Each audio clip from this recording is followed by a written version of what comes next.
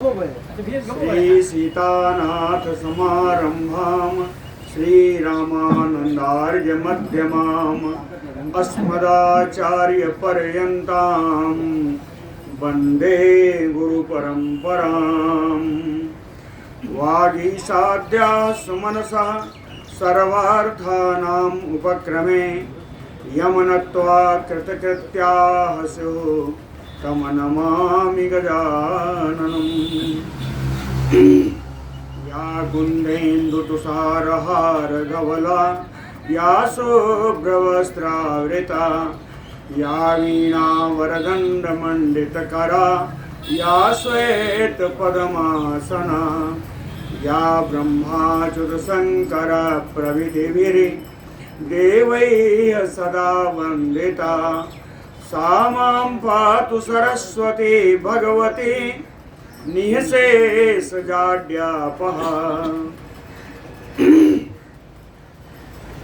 नीलाम्बुजश्यामलकोमलाङ्गं सीतासमारोपितवामभागं पाणौ महासायकचारुचापं नमामि रामं रघुवंशनाथम्।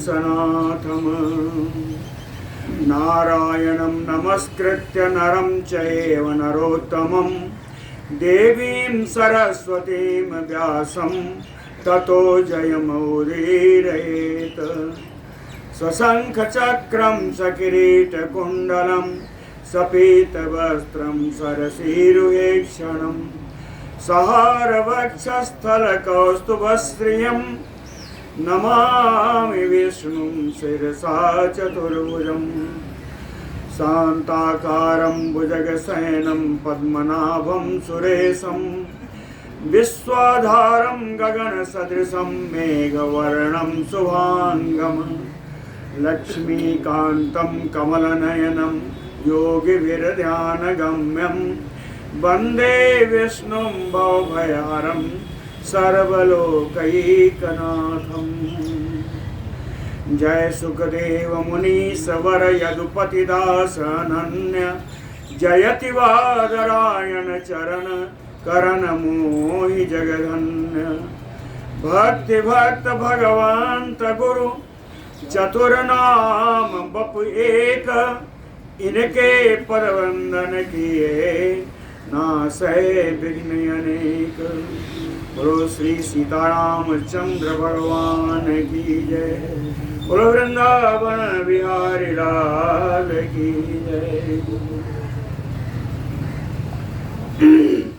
कल गृहस्थ संबंधी सदाचार जो विगत 3 दिनों से चल रहा था वो पूर्ण हुआ।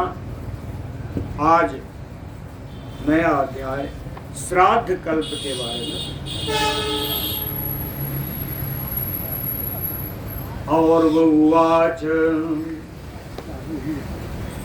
और मुनि कहते हैं सचैलस्य पितुः स्नानं जाते पुत्रे विधीयते जात कर्म तदा कुर्यात् श्राद्धम् अभ्युदये च यत्। जाते पुत्रे, पुत्र के उत्पन्न होने पर पितुः सचैलस्य स्नानं विधीयते, पिता को वस्त्र के सहित स्नान करना चाहिए, है ना। जाते पुत्रे पितुः सचैलस्य स्नानं विधीयते, स्नान करना चाहिए। तदा स्नान के अनंतर अभ्युदय श्राद्धम जात कर्म चा कुर्यात, जात कर्म संस्कार करने चाहिए। और अभ्युदयिक श्राद्ध यानी जो सद्य प्रसूता जो बालक है उसके वृद्धि के लिए अभ्युदयिक श्राद्ध करने चाहिए। ये श्राद्ध कैसे होंगे? कुसुमान देवांचा पित्यांचा सम्यक सभ्यक्रमात् दुजान पूजयेत भोजयेत चैव तन्मना न अन्यमानसः तत्मना ना अन्य मानसः, कहे तन्मय होकर के, ना अन्य मानसा, अनन्य चित्त होकर के, तन्मय होकर के, अनन्य चित्त होकर के, देवांच पितृंच, देवताओं को और पितरों को, सभ्य क्रमात्, देवताओं को दाहिनी ओर, पितरों को बाईं ओर क्रम से रख करके जुगमान दुजान दो दो ब्राह्मणों को की पूजयेत, पूजन करना चाहिए, चा भोजयेत, और उनको भोजन कराना चाहिए। दो दो ब्राह्मणों को, एक दाईं ओर देवताओं को, बाईं ओर पितरों को रख करके पूजन करें, और दोनों तरफ यानी दो दो चार ब्राह्मण, कम से कम चारों ब्राह्मणों को पूजन कराना चाहिए और इनको भोजन कराना चाहिए। इसके बाद दधि अक्षतैः सबदरैः प्रांग मुख उदंग मुखो अपि वा देवतीर्थेन वै पिंडान दद्यात् कायेन वा नृप। कहते हैं नृप, हे राजा सगर, तदनंतर भोजन कराने के बाद प्रांग मुख उदंग मुखो अपि वा, पूर्व की ओर या उत्तर की ओर मुख करके, दधि अक्षतैः सबदरैः, दधि अक्षत, दही अक्षत और बेर का फल, दधि अक्षत बदरैः, इनसे इनको मिश्रित करके पिंड बनाएं। कहें देवतीर्थेन वा कायेन पिंडान दद्यात्, इन पिंडों को देवतीर्थ से या कायेन, का माने होता है प्रजापति, का माने ब्रह्मा, तो कायेन यानी प्रजापति तीर्थ से, देव तीर्थ से या प्रजापति तीर्थ से इन पिंडों को प्रदान करना चाहिए, है ना। कायदे से दोनों ही होना चाहिए, है ना, क्यों, दोनों की पूजा है, देवताओं की पितरों की।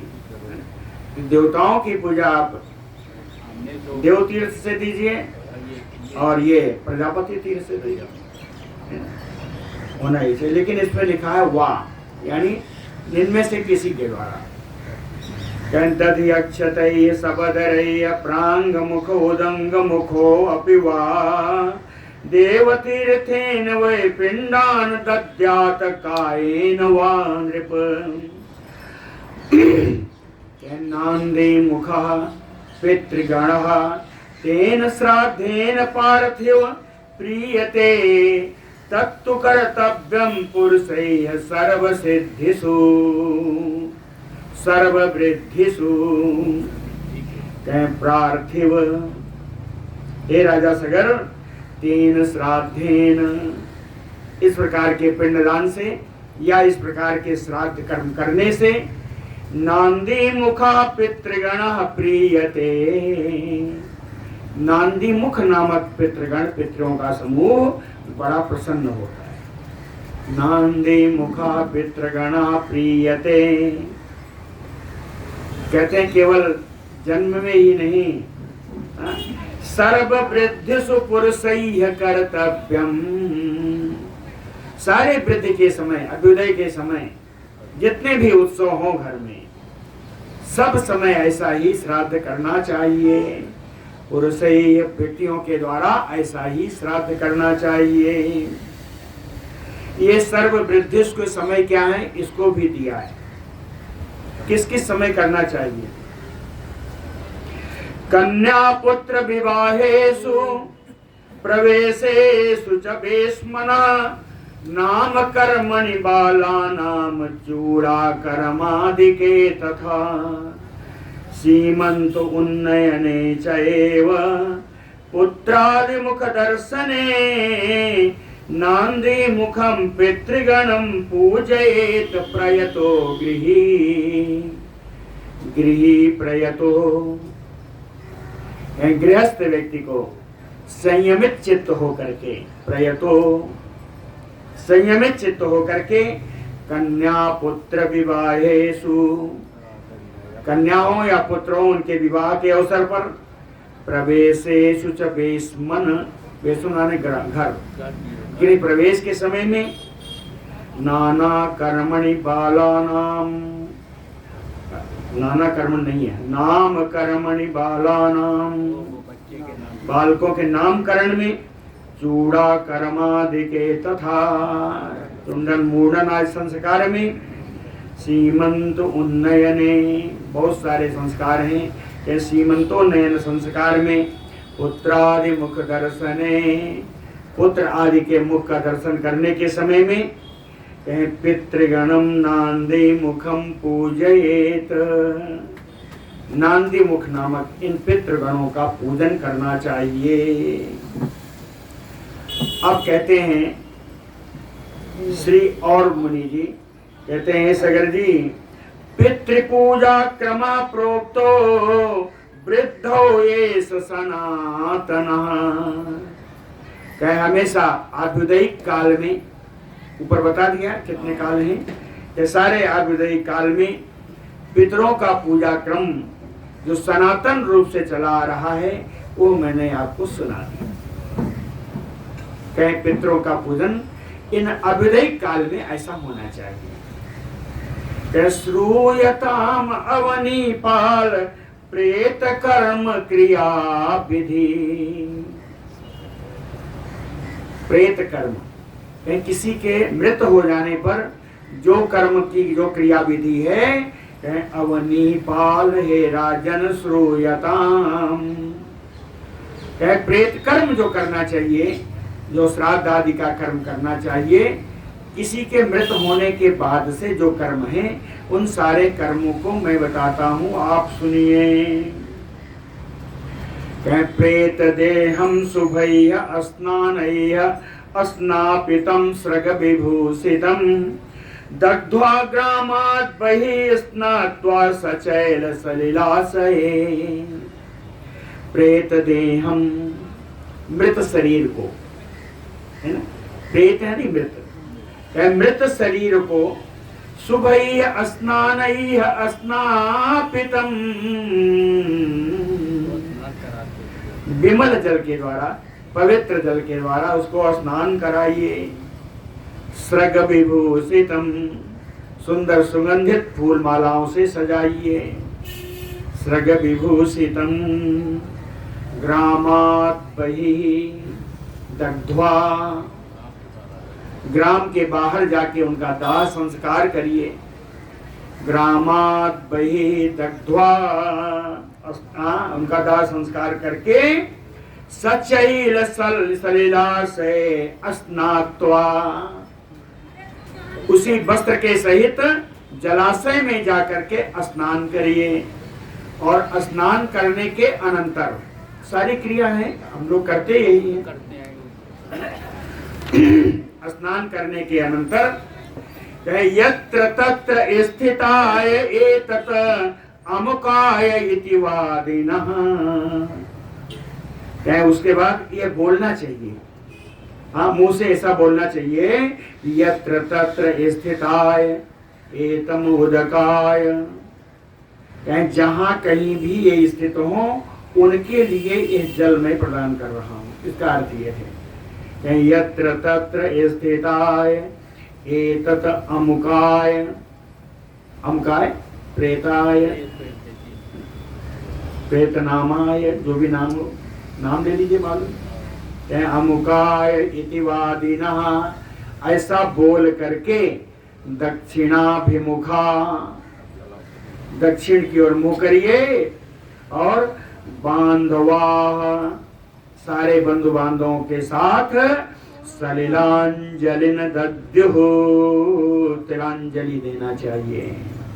ठीक है, स्नान के उपरांत यानी दाह संस्कार के बाद भीगे वस्त्रों से ही, मतलब सूर्य वस्त्रों के साथ स्नान करिए और भीगे वस्त्रों से ही वहां जाकर के वही बोलते हुए कि जो भी हैं उनके लिए मैं यहाँ जल दे रहा हूँ। वो अब तक कहाँ गए कुछ पता नहीं है, है ना, शरीर छोड़ने के बाद उनकी यात्रा कहाँ हो रही है नहीं पता है, इसीलिए कहा जाता है कि यत्र तत्र स्थिताय, जहाँ कहीं भी स्थित एतम अमुकाय, है ना, ऐसा कह करके दक्षिणाभिमुख होकर के बंधु बांधवों के साथ उसी जलाशय में तिलांजलि देनी चाहिए। उसके बाद प्रविष्टा समम गोभी ग्रामम नक्षत्र दर्शने, कहें अपने घर में प्रवेश कब करना चाहिए, इसका भी समय है। कहें गोर भी नक्षत्र दर्शने, गोधूली का समय हो, तारे भी आकाश में आ गए हों, इस समय ग्रामम प्रविष्टा समम, इस समय अपने ग्राम में प्रवेश करके सभी के साथ कट कर्म ततः कुर्युः, घड़ी घंटा आदि बांधने का जो कटकर्म है वो करना चाहिए। करने के बाद भूमौ प्रस्तर साइनः, भूमि पर घास फूस का बिस्तर बिछा करके वहां पर शयन करना चाहिए। ये पहले दिन का कार्य हो गया।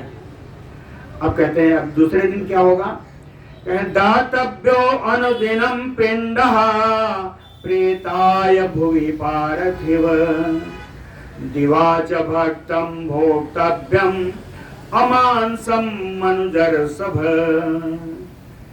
मनुष्य श्रेष्ठ राजन सगर, अनुदिनम प्रत्येक दिन, प्रेताय मृत व्यक्ति के लिए, प्रतिदिन मृत व्यक्ति के लिए पिंडा भुवि दातव्यो, एक पिंड पृथ्वी पर ही प्रदान करना चाहिए। समझ में आया? प्रतिदिन एक पिंड पृथ्वी पर ही प्रदान करना चाहिए। और जिसने दाग दिया है उसके दिवाच भक्तम भोक्तव्यम अमांसम, मांस रहित भात का दिन में भोजन करना चाहिए। भक्तम, भक्त ने भात, भोक्तव्यम भात का भोजन करना चाहिए।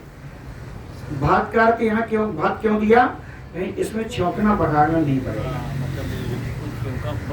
तो ऐसे सामान, ऐसे भोज्य पदार्थ प्राप्त करने चाहिए जिनमें छौंकने आदि की व्यवस्था ना हो, हल्दी आदि ना पड़े, सीधा साधा भोजन करना चाहिए। हाँ, इसमें केवल भात लिखा है, इसमें केवल भात लिखा है। दिवाच भक्तम भोक्तव्यम अमांसम, मांस रहित हो। प्रथमे दिनाति दिनानि तानि च इच्छातः कर्तव्यम विप्रभोजनम, दिनानि तानि, इन अशौच के दिनों में, इन अपवित्र दिनों में विप्रभोजनम इच्छातः कर्तव्यम, ब्राह्मणों का भोजन कराना चाहिए इच्छानुसार। नहीं करना चाहिए, सही है, नहीं करना चाहिए। इसीलिए लिखा है ना, इच्छातः विप्रभोजनम इच्छातः कर्तव्यम, ब्राह्मणों का भोजन इच्छानुसार कराना चाहिए। ब्राह्मण नहीं खाते कोई बात नहीं, प्रेतायां तथा कृत्रिम बंधुवर्गेण भुंजता, बंधु वर्ग अपने भाई बंधुओं के साथ भोजन करने से ही प्रेतायांति तृप्तिम, उस मृत शरीर को तृप्ति प्रदान होती है बंधु वर्गों के भोजन करने से। अपने भाई बंधुओं के भोजन करने से उस प्रेतात्मा को तृप्ति प्रदान होती है ना। इसीलिए कहते हैं, कभी कभी देखिए बड़ा परिवार होता है, बिखरा रहता है, सब आ जाते हैं इकट्ठा होके, एक जगह भोजन बनता है, सब उसके लिए निकालते हैं, आत्मा के निमित्त सब भोजन पाते हैं। और एक बार भोजन करने का विधान लगभग सब जगह है। हाँ, एक ही टाइम भोजन। तो बड़ा सुंदर लिखा है, दिनानि तानि च इच्छातः, दिनानि तानि अशौचानि दिनानि, अपवित्र दिनों में विप्र भोजनम इच्छातः कर्तव्यम प्रेतायान तथा तृप्तिम बंधुवर्गेण भुंजता, प्रथमे हनि तृतीये च सप्तमे नवमे तथा वस्त्र त्याग बहि स्नाने कृत्वा दद्यात् तिरोदकम। कहते प्रतिदिन नहीं हो सकता, तो प्रथम दिन, तृतीय दिन, सतवें दिन, नौवें दिन, है ना, बहि स्नाने, घर से बाहर जाकर जलाशय में स्नान करिए, वस्त्र त्याग, उस पुराने वस्त्र को त्याग दीजिए, नया वस्त्र धारण करिए, और ऐसा करके कहें तिलोदकम दद्यात, तिलांजलि प्रदान करें। चतुर्थे अहनि च कर्तव्यम तस्य अस्ति चयनम नृप, कहे राजन चौथे दिन जाकर के जहां आपने जलाया है वहां अस्थि चयन करना चाहिए, चौथे दिन। चतुर्थे अन्य च कर्तव्यम तस्य प्रेतस्य अस्थि चयनम नृप, हड्डियां ढूंढनी चाहिए, ढूंढ करके उसको इकट्ठा करना चाहिए। तत ऊर्ध्वम, यानी चौथे दिन के ऊपर, पांचवें छठवें दिन जो भी है, कहे तत ऊर्ध्वम अंग संग स्पर्शः सपिंडानाम अभिष्यते। अस्थि चयन के उपरांत कहते हैं सपिंडानाम, अपने सगोत्री, अपने बंधु बांधवों के अंग स्पर्शः अभिष्यते, उनके अंगों का स्पर्श किया जा सकता है। चौथे दिन तक शुद्धि ज्यादा है, अरे अशुद्धि ज्यादा है, वहां तक नहीं करनी चाहिए। लेकिन चौथे दिन के बाद कहते हैं अपने सगोत्री लोगों का अंग स्पर्श करने में कोई दोष नहीं है। तत ऊर्ध्वम, ऊर्ध्वम यानी चौथे दिन के उपरांत, पांचवें दिन, छठवें दिन। तत ऊर्ध्वम अंग संग स्पर्शः सपिंडानाम, जो अपने पिंड के हो, जो सगोत्री हो, अपिष्यते योग्या सर्वक्रियाणां तु समान सलिलाः तथा अनुलेपन पुष्पादि भोगात अन्यत्र पार्थिव। कहते हैं राजन समान सलिला, समान सलिला, समानोदक, समानोदक कौन है? सगोत्री है। समान सलिला, समान सलिला को कूर्म पुराण में एक सुंदर श्लोक है। कूर्म पुराण में समान सलिला के लिए एक श्लोक है। कहते हैं सपिंडता तो पुरुषे सप्तमे विनिवर्तते समानोदक भावः तो जन्मनाम्नो आवेदने। समान सलिला कौन है, या समानोदक कौन है, या सगोत्री कौन है, कहां तक है? कहते सपिंडता तो पुरुषे सप्तमे, ऊपर आया था सपिंडा ना, तब बताए सगोत्री उसका अर्थ है। कहे सगोत्री, कहे सातवें पीढ़ी तक देखना चाहिए, सातवीं पीढ़ी तक, है ना, समझ रहे हैं? सात पीढ़ी तक, सात पीढ़ी तक जितने हैं वो सगोत्री उनको मानना चाहिए, गोत्र सगोत्री मानना चाहिए। कहते हैं उसके बाद वाले क्यों नहीं मानना चाहिए? इसलिए कि ना उनका मैं स्थान मालूम होगा, ना उनका नाम मालूम होगा, है ना, आज कुछ नहीं मालूम होगा। कहते हैं सात पीढ़ी भी उनको चाहिए जिनका उनको नाम मालूम हो, नहीं मालूम है तो तीन के बाद ही समाप्त है। जनरली तीन का ही लिया जाता है। अनुभवी व्यक्ति है ना कि राय साहब तुरंत बताया। सपिंडता तो पुरुषे सप्तमे विनिवर्तते और 7वें पीढ़ी के बाद पुरुष की सगोत्रता निवृत्त हो जाती है, समाप्त हो जाती है, तो कहा ही नहीं जाता। हाँ हाँ। तो कहते हैं समान सलीला, जो समान सगोत्री हैं, अनुलेपन पुष्पादि भोगात अन्यत्र, यानी चंदन आदि का लेप लगाना है ना, फूल आदि धारण करना, भोग आदि लगाना भगवान को या स्वयं को, कहते हैं योग्या सर्व क्रियाणाम अन्यत्र, इन सब के अलावा सर्व क्रियाणाम योग्या, चौथे दिन के बाद 5वें दिन से सभी कार्यों के लिए योग्य हो जाते हैं, लेकिन चंदन फूल और आदि भोग आदि भगवत पूजन नहीं करना है ना। सबके योग्या सर्व क्रियाणाम, अर्थात घर के कार्य चौथे दिन के बाद शुरू किए जा सकते हैं। सपिंडानाम अपि समान सलिला तथा अनुलेपन पुष्पादि भोगात अन्यत्र, इन सबके अतिरिक्त सर्व कार्याणि सारे कार्य किए जा सकते हैं। शय्यासन उपभोगश्च सपिंडानाम अपीस्यते, भस्म अस्थि चयनात् ऊर्ध्वं संयोगो न तु योषिताम्।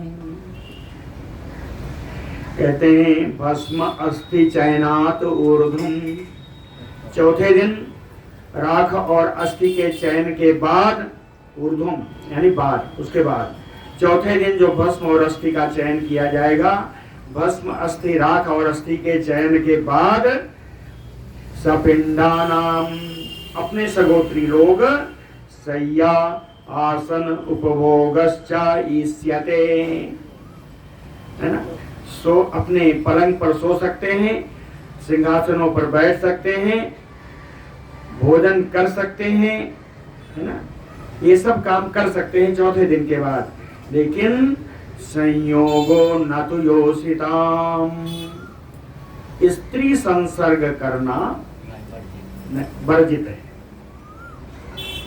संयोगो न तु योषिताम।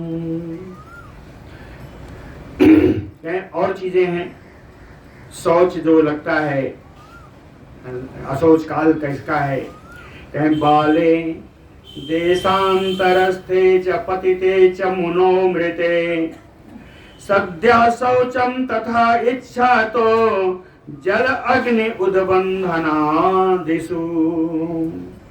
बाले, किसी बालक के मृत्यु हो जाने पर, देशांतरस्थे, अपने सगोत्री ही हो लेकिन अपने देश से बाहर कहीं भी हो, यहाँ देश का अर्थ विदेश नहीं है,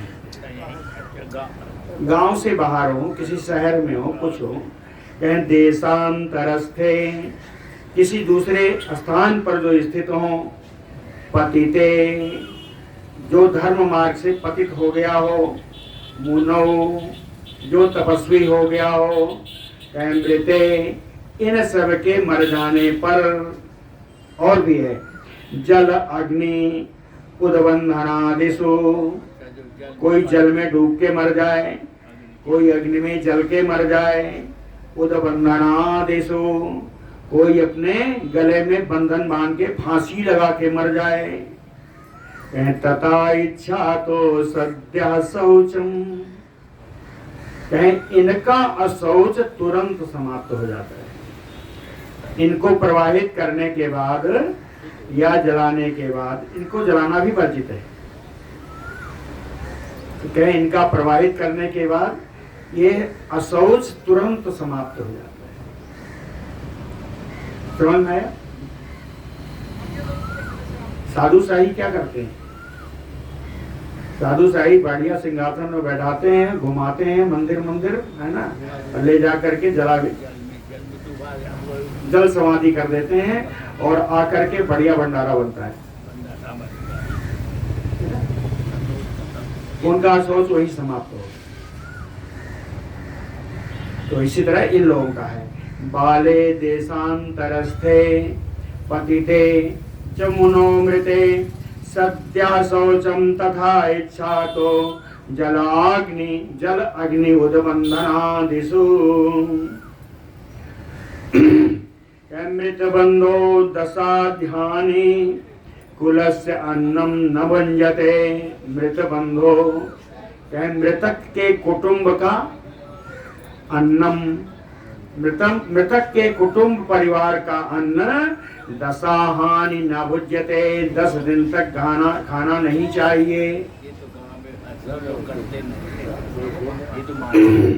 मृतक के कुटुंब का अन्न 10 दिन तक भोजन नहीं करना चाहिए। दानम प्रतिग्रहो होम स्वाध्यायः च निवर्तते। कहीं इस काल में दान देना या संग्रह करना या हवन करना और पाठ आदि करना, वेदाध्ययन आदि कहीं निवर्तते, इसकी निवृत्ति कर देनी चाहिए, ये सब नहीं करना चाहिए। विप्रसे तत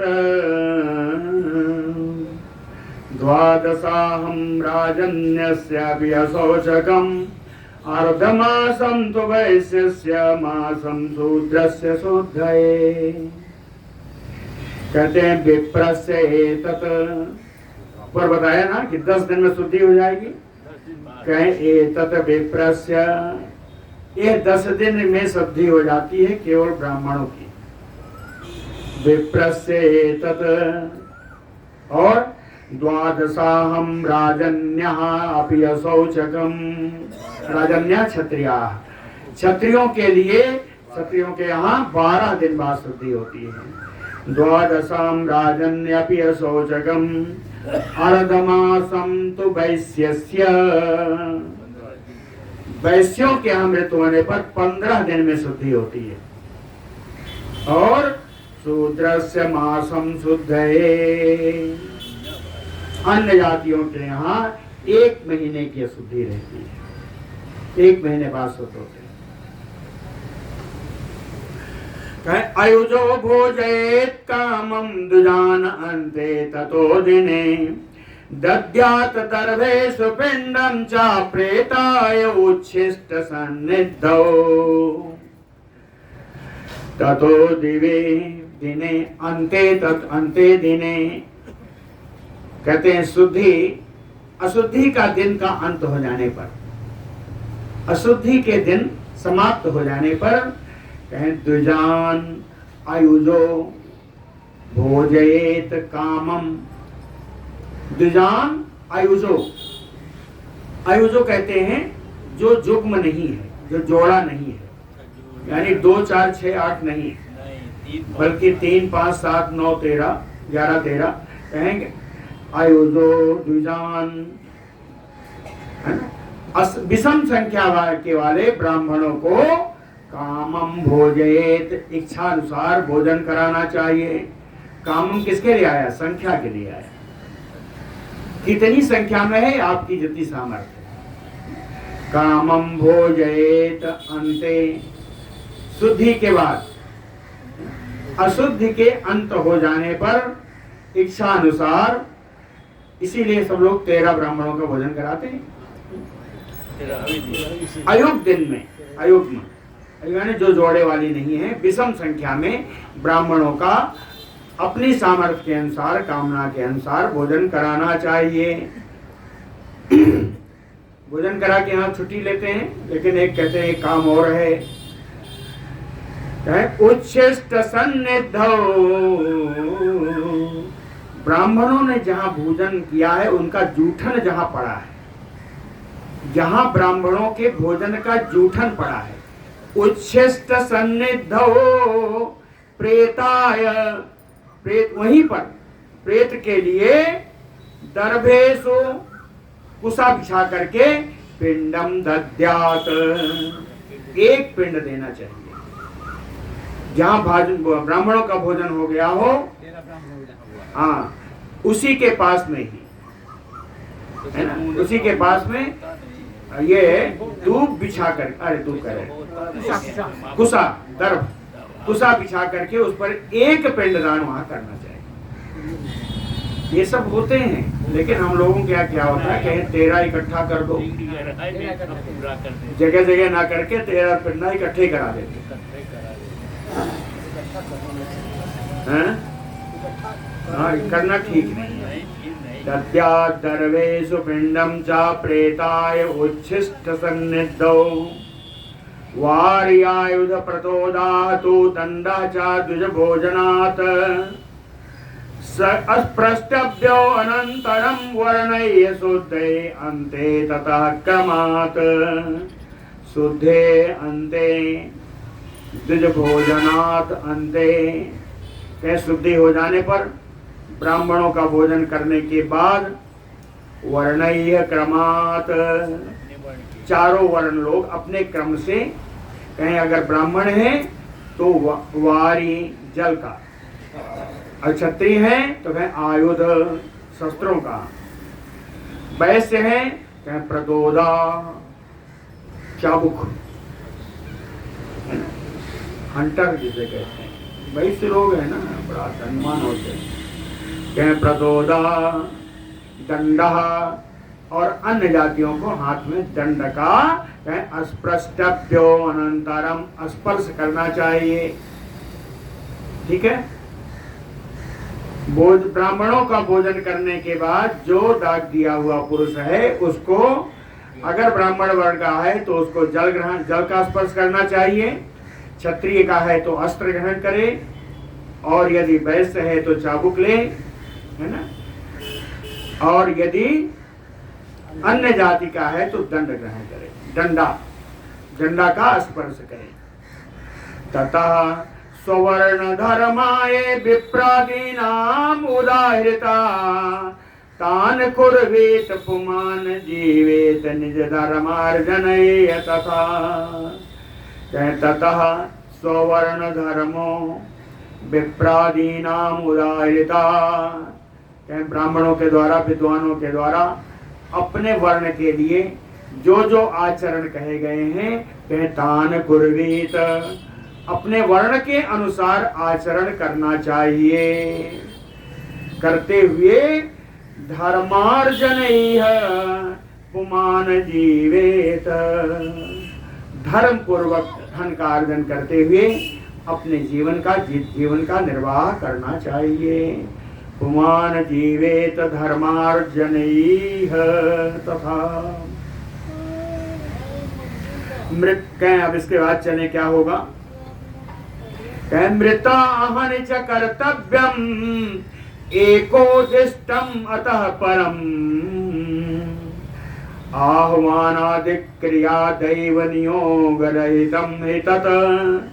मृता अहनि कब, एकोदिष्टम, एक मास बीत जाने पर, एक मास बीत जाने पर जो मृतक की जो मृतक तिथि है, मृतक की जो मृत्यु की तिथि है, मृत्यु तिथि पर मृता आहनि, है ना, मरने वाले दिन पर एक माह के बाद एकोदिष्टम मतः परम, एकोदिष्ट श्राद्ध करना चाहिए।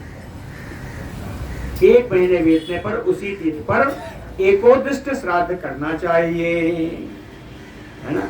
आह्वानादिक क्रिया दैव नियोग रहितम इतत।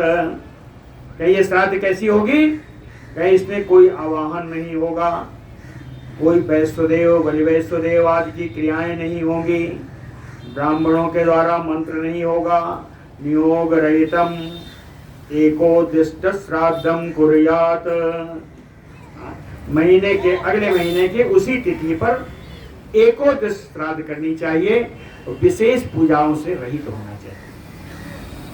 साल भर विशेष पूजा नहीं होनी चाहिए, है ना। विशेष पूजा का साल भर वर्जन है, लेकिन 12 महीने जिसमें हवन आदि कर्म है, ये साल भर नहीं होने चाहिए।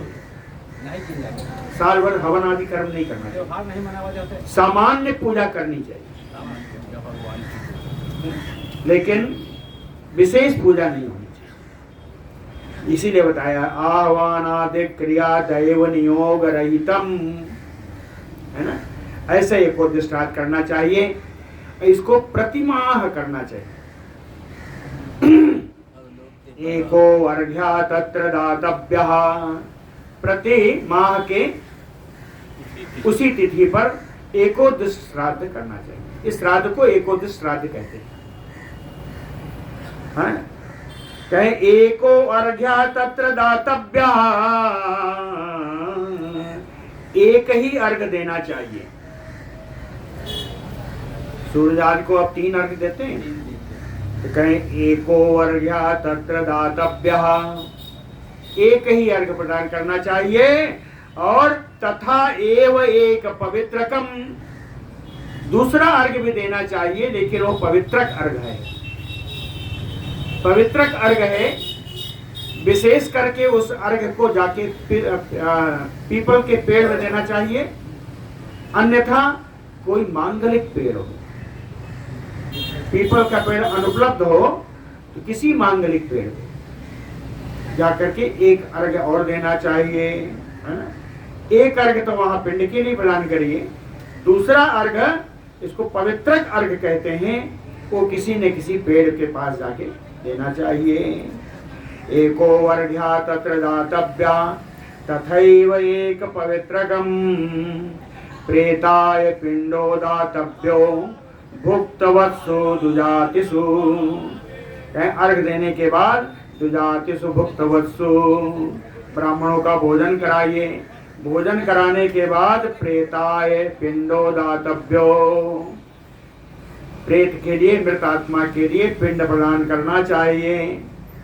ब्राह्मणों को भोजन कराने के बाद पिंडदान। बात बता रहे हैं, पहले करके तब भोजन कराते हैं। पहले ही बताया ना 13 दिनों में कि जब ब्राह्मण खा ले तो उच्छिष्ट जहाँ पड़ा हो वहीं पर जाकर के दूर, हाँ, वहीं कुसा बिछा करके पिंडदान करें।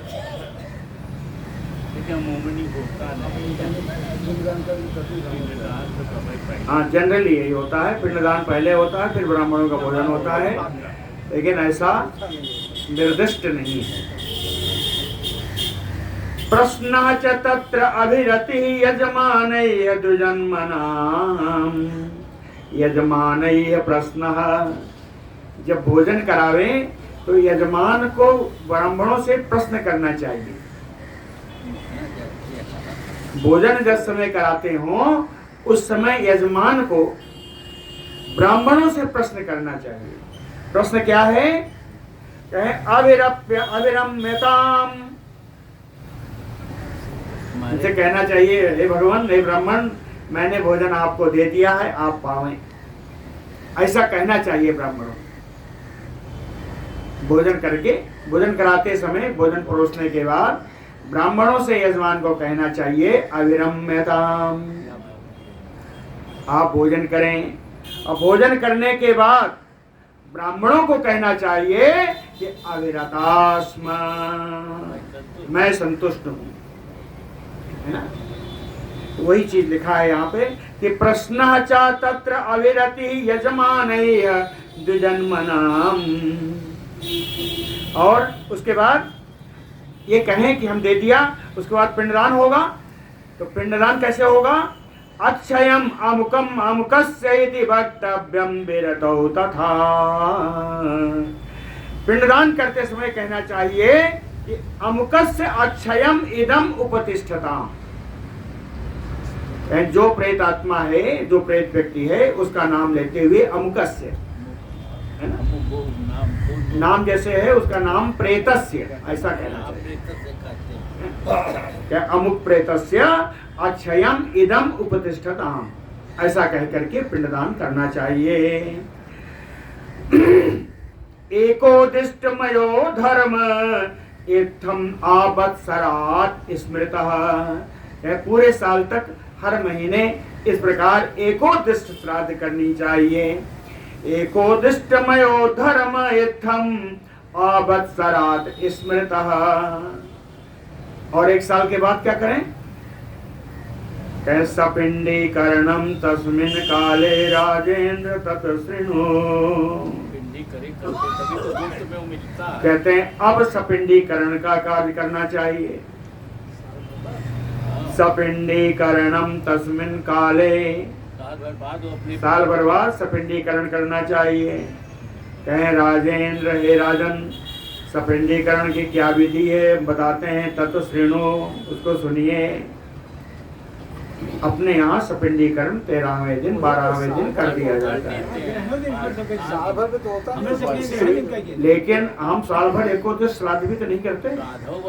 ये तो कोई जो करता है, लेकिन जैसे ये तो एकादशी में दूसरा यहाँ पिताजी 5 महीना के छोटे महीने नहीं पाए, छुट्टी नहीं पाए रहे। वो तो ठीक है, कोई लेकिन नियम जो है, नियम जो लिखा है वो हम बता रहे हैं। नियम यही है, नियम सपिंडीकरणम तस्मिन् काले राजेंद्र तत्र शृणु। एकोद्दिष्ट विधानेन कार्यं तदपि पार्थिव संवत्सरेद खस्ते वा मासे वा द्वादशे अन्ये। कहें इस सपिंडीकरण का विधान कैसा है? कहें एकोद्दिष्ट का जैसे पिंडदान है उसी प्रकार इसका कोई बहुत खास जटिल नहीं है। कहें संवत्सरे, साल भर के बाद जो पिंडदान करते हैं वैसा ही है। खस्ते वा मासे, 6 मास पे करते हैं, या प्रति मास जो करते हैं, या द्वादशे अन्य 12वें दिन जो करते हैं, उसी तरह कहते हैं वहां सपिंडीकरण करना है, कर लीजिए। लेकिन साल भर बाद एक सपिंडीकरण करिए, बड़ी सरल प्रक्रिया है और इसको करना चाहिए। पंडित जी बुला कराते हैं, करवाते हैं, कई लोग करवाते हैं, हमारे यहाँ भी होता है। कहें संवत्सर, ये है, इसकी विधि वैसी ही है जैसे एकोदश श्राद्ध में है, या 12वें दिन के श्राद्ध में है, या महीने वाली श्राद्ध में है, 6ठे महीने वाली में है। उसी प्रकार की विधि से ये सपिंडीकरण की भी विधि है। अब सपिंडीकरण का विधि सुनिए। तिलगंधोदकैः युक्तम पात्र चतुष्टयम्, चतुष्टयम् पात्र 4 बर्तन लीजिए, और चारों में तिल, गंध और जल, है ना, तिल, गंध और जल सब में, चारों में डाल दीजिए। प्रातम प्रेतस्य तत्र एकम पैत्रम पात्रत्रयम् यथा। जिसकी श्राद्ध करने जा रहे हैं, एक पात्र तो उसका है, जिसको हम कहेंगे ये मृत का है, प्रेत का है ना, ये श्राद्ध, ये पात्र। बाकी तीन पितरों के। अलग रखते हैं। प्रातम पेत्रस्य तत्र एकम, प्रेतस्य तत्र एकम पात्रम। प्रेत का जिसकी श्राद्ध कर रहे हैं उसका पहला पात्र है। बाकी 3 पात्र जो हैं वो पिता, पितामह और प्रपितामह, अपने 3 ऊपर की श्रेणी का 3 पात्र उनके हैं। तो अब इसका तरीका क्या है? सेचयेत पितृपात्रेषु प्रेत पात्रम ततः त्रिषु। प्रेत पात्रम, जो प्रेत का पात्र है उसको उठाइए, और त्रिषु पितृपात्रेषु सेचयेत, उसके जल से बाकी के 3 जलों में मिला दीजिए। प्रेत पात्र का जल उठा करके बाकी 3 में मिला दीजिए। तथा पितृत्वम आपन्ने तस्मिन् प्रेते महीपते। कहे राजन, इसी क्रिया से ये जो प्रेत है एक पितृत्व में चला गया, पितरों में मिल गया। इसे ही पितर मिलोनी कहते हैं। ये पितरों में मिल जाते हैं। कहें ततः पितृत्वम आपन्ने तस्मिन् प्रेते महीपते श्राद्ध धर्मई अशेषई हतो तथ पूर्वानार्चयेत पितॄन्। कहे संपूर्ण श्राद्ध का धर्म यही है कि सबसे पहले जिसकी क्रिया कर रहे हैं, जो प्रेत अभी तक कहा गया, इस प्रेत के लिए इसके पहले पूजन करना चाहिए, बाद में पितरों के पूजन करना चाहिए। तत्पूर्वान अर्चयेत पितॄन्। कौन कर सकता है? क्या कौन पात्र हैं? हाँ, इस श्राद्ध को कौन कर सकता है? कहे पुत्र पौत्र प्रपौत्रो वा भ्राता वा भ्रातृ संतति सपिंड संतति वापि क्रियार्हो नृपजायते। कहे राजन, पुत्र पौत्र प्रपौत्र, है ना, भाई या भाई के परिवार, लड़की, हाँ, भतीजे, हाँ, परिवार। भाई या भतीजे। सपिंड संतति, अगर इनमें से कोई नहीं है तो कहे सपिंड संतति, आप इस सगोत्री में जिनका कोई लड़का लड़की नहीं लड़का हो, लड़की नहीं। सपिंड संतति, सगोत्री में जो कोई आगे लड़का हो वो कर सकता है। कहीं क्रिया हो वो क्रिया करने के योग्य है। कहते हैं अब इनमें से कोई नहीं है, इनमें से कोई नहीं है तो कौन करेगा? कहते साम अभावे सर्वेसाम समानोदक संतति, सगोत्री की संतानों में कोई भी अगर नहीं है, इन सबका अभाव है, तो मातृपेक्ष सपिंडेन संबंधो ये जलेन वा, माता के कुल की। माता के कुल से या माता के गोत्र के सगोत्री जिनमें कोई अगर है तो वह पिंडदान कर सकता है, वो श्राद्ध कर्म कर सकता है। अब कहते हैं और एक स्थिति लीजिए कि दोनों कुल में कोई नहीं, दोनों कुल में कोई नहीं है।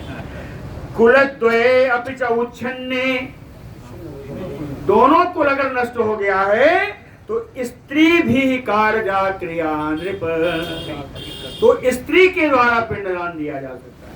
अब आजकल बहुत हो रहा है, अब लोग क्रिया कर रहे हैं, लड़कियां लड़की। कुलद्वये अपि च उच्छिन्न, आजकल तो फैशन से करते हैं। फैशन हो गया। लड़का रहते हुए पत्नी आग देती है, मैंने देखा है। हाँ, ये फैशन है, ये उचित नहीं है, धार्मिक शास्त्रोक्त नहीं है। इसमें साफ साफ लिखा है, कब लिखा है? कहे कुलद्वये अपि उच्छिन्ने, हाँ, कोई ना हो दोनों कुल में। हाँ, समूल नष्ट हो गया हो तो स्त्री भी कार्या क्रिया नृप, कहे ये भी नहीं है, स्त्री भी नहीं है।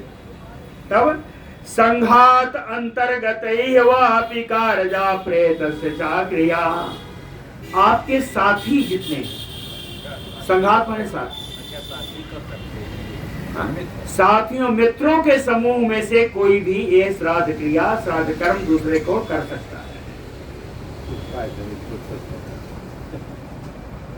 कहें अब कोई और स्थिति आई कि मित्र भी नहीं है, मित्र भी नहीं है, तो कहें उत्सन्न बंधु रिक्थात वा कारयेत अवनीपति, तब उस देश का राजा उत्सन्न बंधु, मृत व्यक्ति के धन से ही, रिक्थात अपने धन से नहीं, मृत व्यक्ति के धन से ही उस देश का राजा, उस स्थान का राजा, गांव है तो गांव का प्रधान, कहे कारयेत, उसको कर देना चाहिए। लेकिन धन उसी मृत का ही धन होना चाहिए। अपना धन न लगाए। हो गया समझ क्या? पूर्वा क्रिया, मध्यमा तथा उत्तरा क्रिया, तीन प्रकार की क्रियाएं हैं, पूर्व, मध्य और उत्तर क्रियाएं। त्रिप्रकारा क्रिया सर्वा तेषां वेदम शृणुस्व में, तीनों प्रकार की जो क्रियाएं हैं, पूर्व, मध्य और उत्तर, इनके लक्षण भी मुझसे सुन लीजिए। आदाह वारि आयुधादि स्पर्शाद या तो क्रिया, कहें दाह संस्कार से लेकर के जल या आयुध या चाबुक या दंड छूने तक, दंड स्पर्श, भोजन के बाद दंड छूना है ना, कहें ये जितनी क्रिया है ता पूर्वा क्रिया, ये पूर्वा क्रिया में आती है। मध्यमा मासी मासस्य एकोदिष्टा संहिता, मध्यमा क्रिया है जो हर मास एकोदिष्ट श्राद्ध की जाती है, वो मध्यमा है। प्रेते पितृत्व आपन्ने सपंडीकरणातयनु, उस प्रेत व्यक्ति को सपिंडीकरण करके पितर में मिलाने तक की क्रिया को मध्य क्रिया कहते हैं। क्रियंते या क्रिया पित्रा प्रोचनते उत्तरा, इसके बाद जो क्रिया की जाती है उसको उत्तर क्रिया कहते हैं। पितृमातृ सपिंडये तो समान सलिले तथा संघात अंतर्गत राज्ञा तदधनहारिणा, है पूर्व और मध्य क्रिया तो पिता माता के कुल से हो, या सगोत्री हो, या साथी बराती हो, या राजा उसके धन से सह कर दे, इन सबको अधिकार है। लेकिन उत्तरा पुत्राद्यय दौहित्रय व निवशेष कार्या तत्तनय तथा। उत्तर क्रिया का अधिकारी पुत्र है या नाती है या उसके पुत्रों में से कोई भी हो, तनयी तथा, है ना। इसको बाहर के लोग नहीं कर सकते, अगर नहीं है तो ना करें। मृता अहनिच कर्तव्या स्त्री नाम उत्तरा क्रिया, मरने वाले दिन स्त्रियों की भी इस प्रकार की क्रिया करनी चाहिए। लोग कहते हैं दादा की तो कर दी, दादी के तो हो ही जाएगा, नहीं, दादा दादी दोनों की करना चाहिए, है ना। मृता अहानि, मरने वाले दिन ही, कर्तव्या स्त्री नाम अपि, स्त्रियों की भी उत्तर क्रिया होनी चाहिए। प्रति संवत्सरम राजो एकोदिष्ट विधानतः, इसका विधान भी वही है राजन जो एकोदिष्ट श्राद्ध का है। तस्मात् उत्तर संज्ञाया क्रिया शृणु पार्थिव, कहते हैं राजन उत्तर क्रिया क्या होती है, हे राजन अगस्त जी, यह मैं आपको अब बताऊंगा। यथा यथा च कर्तव्या विधिनायेन चानग, कहें निष्पाप राजन क्या क्या क्रिया होनी चाहिए, कब कब करनी चाहिए, कैसे करनी चाहिए, उसकी क्या विधि है, ये सब मैं आपको अब बताने जा रहा हूँ। उत्तर क्रिया। बोलो भक्त वत्सल भगवान की।